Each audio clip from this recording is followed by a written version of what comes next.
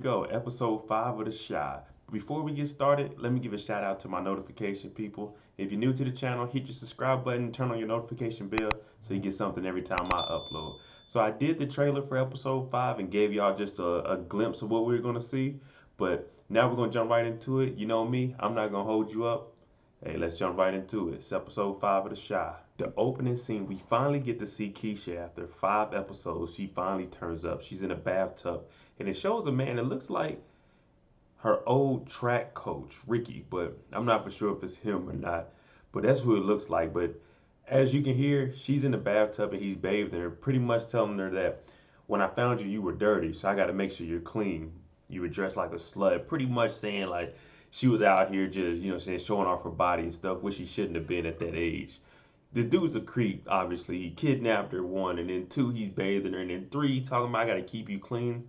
So whoever this guy is, he's a he's a real weirdo, and we have to keep our eye on him because it looked like he got a lockdown in the basement. So I don't know if it's an abandoned house or anything, but we finally got eyes on Keisha. We know Keisha is still alive, so that's a positive. And then that leads us right into we see Ronnie getting baptized. Like I said on the trailer, if you watched it, I think him getting baptized, I did say that would eliminate him completely from having anything to do with Keisha, but it looks like that's his whole life plan now is dedicated to trying to find her and prove to his grandma that he's somebody, that he's still a hero that served in the war. So I might be right on that. And like I said, we just seen Keisha, so for me, I was always getting rid of Ronnie as a suspect, but this tip right here, I think takes him away completely as being a suspect for Keisha. I don't even think he knows the guy that did it. We get a real quick glimpse of Brandon at Sonny's, and Sonny's pretty much asking him, "Hey man, you look tired. Is everything all right?" And Brandon's just like, "Yeah, I'm working too much." So we know he has the restaurant going on after hours. So they just show him real quick. Him and Sonny have a little interaction, and then he looks at the missing can that you donate money to help find Keisha, and you can tell that he's missing her. But as soon as they leave from that, we get to see Duda and his wife, and they're pretty much saying she's telling him that you should use Jake more. Saying to run your to run your campaign is going to actually like help you out. And he's like, man, I'm not using them for nothing like that. And she's like, you might as well. It seems like you are. The whole time, saying he's over here eating her out. Mr. Otis over here wilding out, eating her out. Saying she's loving it. But she's pretty much saying like, use Jake to help you run your campaign, and this is gonna help you out a lot. You know what I'm saying?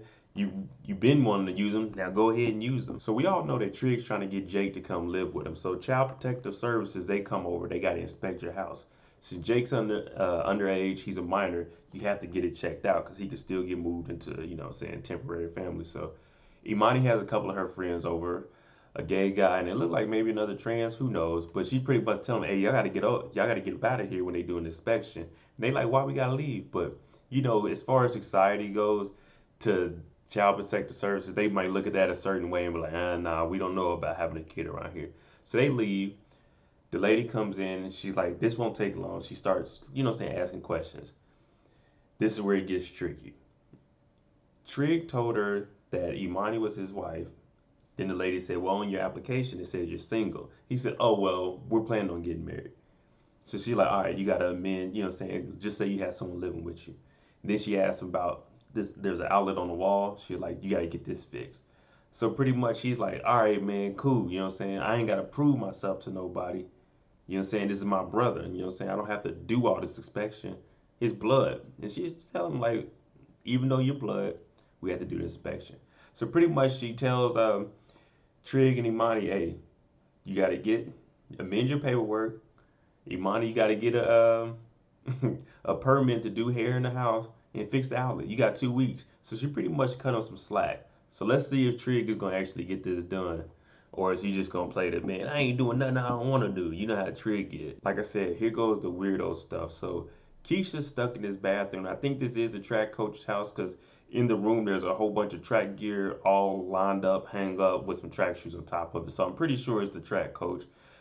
But she's in a room, there's a camera that's watching the room. So anything she does is being monitored. So she goes into this other room. She has a bedpan to use the restroom. So she goes into another room. It's like a little storage room, so she could use the bathroom in peace. So when she goes in there, she's squatting to use the restroom, but there's a camera in there with a microphone, and the guy is watching, and he's talking about, "Come on, do it for that." Like weird, weirdo shit, man. Like that's just some, man, that's some nasty stuff right there, man. With whatever he's doing, man. But it's the track coach, man. We know where Keisha is. She's still alive, man. We don't know how it's gonna turn out for her though. Now we get to see Miss Jada. I like Miss Jada. I'm glad she's on the show, man. They cut her out a couple of episodes, but I like Miss Jada. So she goes with the guy Thomas, the guy that she dates, that works with her, and she goes to meet his mother and his brother. They go to a little barbecue, you know what I'm saying? Smelling good out there, you know what I'm saying? Say meal plate over there, you know what I'm saying? They all kicking it. And Thomas's mom, she comes up, meets Jada, and she looks at Thomas like, hey, you know what I'm saying? Go check the enchiladas. So his brother and his mom, they take Miss Jada over and they're talking to her, and they just talking to her. And pretty much what they're doing is they're comparing her to Thomas's wife, his ex-wife. She never knew that Thomas was married. He never told her that. Well, I guess she probably never asked either. But so they're pretty much comparing everything she does to what his ex-wife did, and it's not looking too good for her. One, she was caught off guard about him even having an ex-wife. And two, how can you compare somebody that you just met to somebody you known for years and love? So for Miss Jada, she's sitting there like, huh? But I know the main thing on her head was like, he was previously married. He didn't tell me. Yeah, man, she ain't really answering no questions. But the brother and the mom, you could tell that they missed the ex-wife. So they just gonna keep comparing everybody that they meet to her, and it's gonna be hard. Like once you've known somebody for years. So we'll see how it goes with Miss Jada. I like Miss Jada. So the crew, Kev, Papa, and Jake, they all meeting up. You know, say they all brought their girls except for Jake. You know what I'm saying? But it is what it is. But they all go into an abandoned building, which they say is haunted. So they go into there, and they're pretty much. We know Gemma and Jake already been clashing, so they're in there and they start having a disagreement about paranormal activity, which leads into Jake pretty much saying, "You think you're better than all of us because you got money." She's like, "Nah, I just know more because I actually study more." And Jake's trying to tell her, like, "Man, we came from the hood. I'm street smart, and that's what's gonna get me paid. You know what I'm saying? I'm gonna be paid in the future." And she pretty much telling him, like, "Hey, man, money isn't everything." Big Kev steps in for his girl, like, I mean, you supposed to, man. Jake out here wilding out, like, man, just dead. You know what I'm saying? Forget the conversation, man. Y'all both had y'all disagreement, but you ain't gonna talk to Gemma like that. So pretty much, right when this happens, boom, the lights go out. There's a blackout around the city, man. Now they really in a haunted place, trying to figure out what they gonna do. Now we go back to Imani and Trig, and pretty much Trig's walking around the house and he finds Imani, and he's asking her, "What are you doing? Why are you packing up your clothes?" And she tells him, "Hey, I gotta get up out of here." And he asks her why. You know what I'm saying? She starts to come clean and gives him a story like, "I'm not clean," meaning when she was younger, her dad caught her in some drag, and you know, Imani's probably what, maybe like late 20s, so you know, 10 to 15 years ago, it wasn't acceptable. But the dad caught her, and he wasn't having it, pretty much beating her and strangling her, and she ends up killing him. But she goes to the police station, and they don't believe her. But I mean, they believe her because she had the, you know, what I'm saying, the choke marks and everything on her. But it still went on her record as, you know, what I'm saying, murder. So it's like no one's gonna let that be around kids regardless. But Trig is standing up for her and like, man, no matter what happens, you know what I'm saying, I'm with you, you with me, so hey, I'm gonna make it work no matter what I gotta do. But if you had a trouble pass, they're gonna have to know that you were defending yourself. It was self-defense, you were getting attacked, someone tried to kill you, you killed them. Man, it wasn't nothing you could do, man. You can't hold that against somebody. So like I say, man, Trig look like he's stepping up. He trying to get his brother Jake back, and he trying to keep him money. So he doing everything possible. Business is booming with Brandon since the blackout happened. They lost all the electricity on the inside, so what they do, they went outside, took the grills, put everything on the grill. I mean, they throwing down everybody in the city and pulled up. Somebody done got a generator because they got speakers out there. I'm talking about everybody turned up, drinking, eating, you know what I'm saying, eating real good. Everybody pull up the Sonny's. And Dominique is pretty much like, "Hey, man, we running low on meat," you know what I'm saying? Brandon's like, "How?" She's like, "I told you an hour ago." But Brandon's so caught up in, "Hey, we making money. I got to keep everybody happy. Boom, boom, boom." And you could tell they start flirting some more because she says, like, man, I told you. And he's like, man, you know you love me. So it's pretty much, I think we all know that it's going to go there. This is Brandon we talking about, of course. So he definitely ain't going to be able to contain himself. But hey, business is booming at this point. So that's all I can say, man. We making some money. And then he said we're going to have to steal, not steal, take some chicken from Sonny. And she's like, man, we're going to get in trouble. But he's like, nah, I already got a lie planned out for that. So at least he's thinking ahead. Even though he's wrong, he's thinking ahead. All he had to do was tell Sonny, and then Sonny probably was like, all right, let me get some of the profit. But this is Brandon, and this is the Shy. We don't get it that simple. Before the crew left the high school, they had kind of got into an argument. So Jake went off by himself.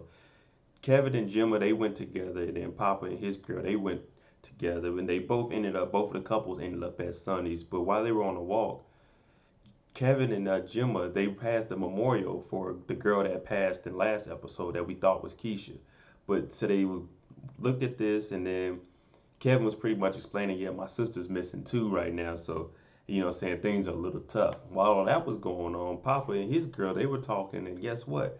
They go together now, you know what I'm saying? Papa said, look, I'm going to pray for you while you're with me, and even if we're apart, if we break up, I'm still going to pray for you. So everything's going good for them, you know what I'm saying? They both of the couples go to the dance floor, you know, they slow dancing, kind of, you know what I'm saying, just vibing, you know what I'm saying, see where each other's at.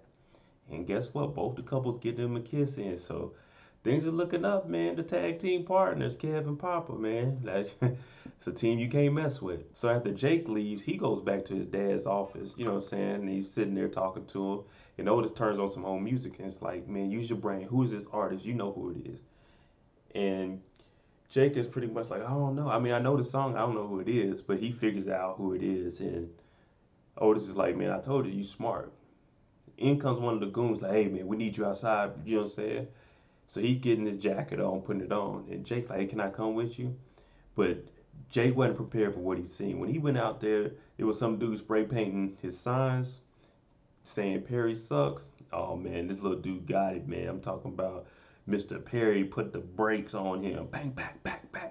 Talking about whooped him. And not Kev. Jake came outside and he seen it. And when he seen that, he just, like, man, you knew what your dad was about, man. What's wrong with you? So he ran, he leaves, he runs over to Trig's house. Trig brings him in. He's like, man, you know what I'm saying? They basically embracing each other. Like, man, you ain't got to deal with that no more, man. I'm trying to get you, man. Don't worry about it. So Jake is actually pretty soft.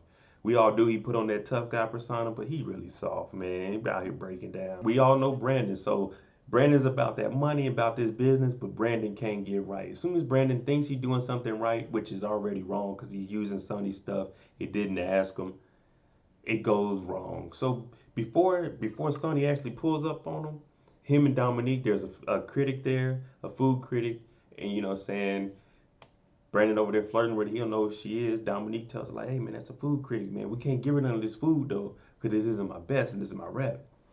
But you know, Brandon, like, man, business minded. So he takes some food over there, he gives it to her, and it turns out she's liking it. So him and Dominique, they're like, all right, cool. But like I said, this is Brandon. Sonny pulls up and he stops, like, man, what are you doing this? You know what I'm saying? Someone told me that my store was open. They said they seen you the other day at 2 o'clock in the morning leaving my store. But he's pretty mad at Brandon because he didn't ask for none of this. He was like, I was molding you to be able to take over this. You were the son I didn't have. And he's just very disappointed. So he's pretty much like, hey, Brandon, you fired, man. And I know you've been doing this. I just thought you were going to be a man and tell me. So Brandon really burned his bridge with Sonny. I don't know how it's going to turn out, but Sonny told him, you shut this down right now, man. It's over with. So I don't know what he's going to do now because he ain't got no kitchen. So, hey, all through the blackout, Keisha, since the cameras and everything went down in the house, she knocked over a shelf. She takes this shelf and she's been boom, boom, boom, pounding for hours trying to get up out this basement.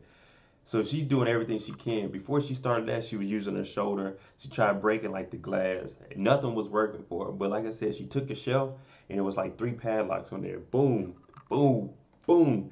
She finally gets through. So she breaks through and we're like, okay, cool. You know what I'm saying? Keisha, hey, she's free. She's a track star. She's about to run. They show Ronnie in the street. And like I said, Ronnie, he devoted his life to trying to find Keisha and do right. You know what I'm saying? He wants to be a hero. So he's walking. You know, everybody, the lights are out, but for him, he doesn't care that the lights are out. He's on a mission. This is what I'm doing.